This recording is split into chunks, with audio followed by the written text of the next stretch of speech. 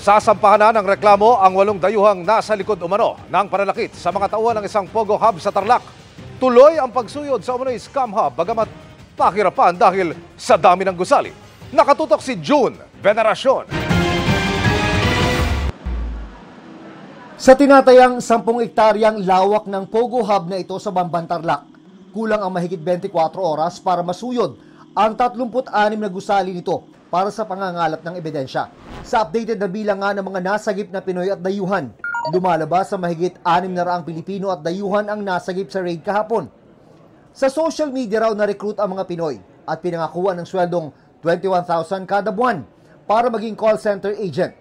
Pero hindi naman sila call center agent. Ang trabaho nila, nangangarap sila ng mga foreigners na magiging prospective client pala ng establishmento sa mga lab scam, mga date scam.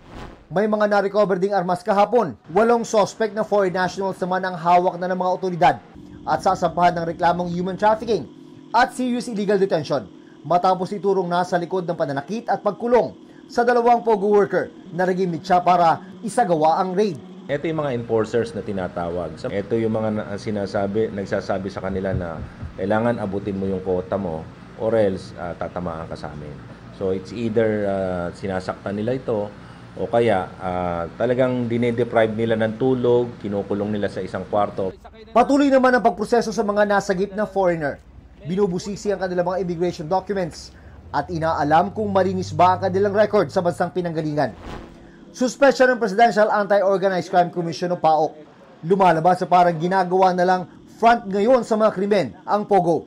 Kukuha sila ng license, sasabihin nila offshore gaming ang gagawin nila. But actually ang gagawin po nila is puro scamming operations. Para sa GMA Integrated News, June Veneracion, nakatutok 24 oras.